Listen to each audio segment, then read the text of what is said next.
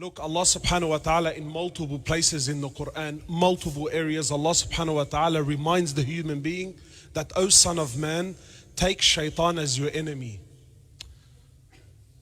You know, for Allah, He can say something once and that's it, we understand. Yani it's in the Quran. If it made it to the Quran, we understand its importance.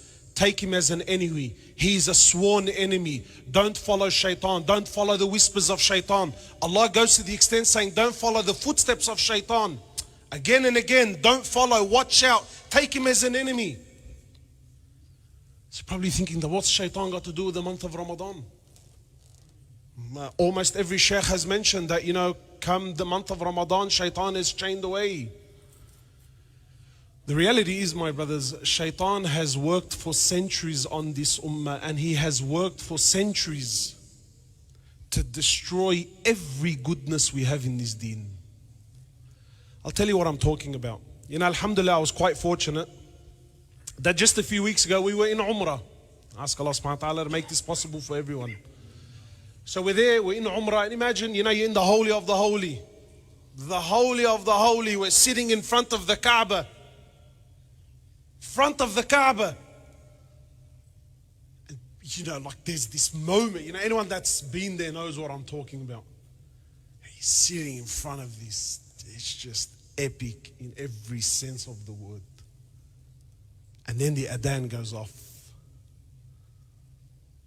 Imagine if the Kaaba, shaitan has not left alone. So then the adhan goes off, and then I see people stand up and they're pulling out their phones, and I can talk about the phone all day long. But I'm thinking, you know, it's a special moment, let it be. So they're pulling out their phones and they're standing in front of the Kaaba, and then as soon as the adhan goes off, instead of looking at the Kaaba or recording the Kaaba, they turn to their sides and they start recording this clock tower building. I just think, oh my heart, man. Even the Kaaba is not enough for the hearts of the believers. This clock tower, this monstrosity of a building. And tonight I'm not here to speak about halal and haram. I'm not speaking about halal and haram, but just for a moment, think deep with me. If I'm standing in front of the Kaaba, if I'm one of the very few fortunate people, look, there's almost 2 billion people, almost 2 billion Muslims on earth. Very few are selected and allowed to stand in front of the Kaaba. Yet even at that moment, while the adhan is being called, Muslims have turned and they're recording this clock tower, and you should see their eyes. Look, brother, look, it's glittering, it's turning green. I'm thinking, bro, you're standing in front of the Kaaba.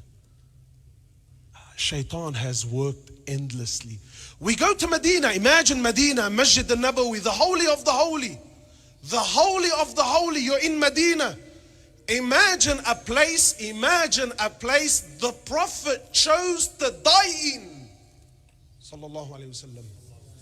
You walk into Masjid al-Nabawi, and look, alhamdulillah, I'm fortunate that I take, you know, young guys, youth, and you walk into the masjid. This is the masjid that changed the world. Masjid al-Nabawi is the masjid that changed the course of history for life. Yet we walk into the masjid and shaitan has left no stone unturned. You walk into the masjid, again, I'm not speaking about halal and haram, and we're in awe of the carpet, of the pillars, of the electric domes that open and close, and people pull out their phones and look, Sheikh, and our hearts are connected, not to the Prophet sallallahu alaihi wasallam, not to the land where Jibreel descended thousands of times to bring down Quran, to speak to the Prophet, to help. No. The hearts of the Muslims has gone where? Every time I go, someone asks me, brother, how many pillars do you think there's in Masjid al-Nabawi? So shaitan has left what? No stone unturned. And unfortunately, he's done the same with Ramadan. You might think, but brother, shaitan is chained up in the month of Ramadan. Let me tell you, my brothers, shaitan has been working 11 months. He actually needs the 4 weeks off. He's more than happy to take the month of Ramadan off. He's been winding you and up so long. You know, like there used to be a phase, the fidget spinner. You know the fidget spinner? The more you spin it, what happens to it? The more you spin it, then when you let it go, it runs for longer. Habibi, Shaitan's been spinning you and I for 11 months of the year. So come Ramadan, him and his mates, they're kicking back saying, watch this guy go, bro. Boom. And you're gone for a 6. Gone for a 6. And wallah, it breaks my heart. It boggles the mind. How has Shaitan been so successful in changing the Ramadan that the Salaf and the Prophet and the companions used to long for?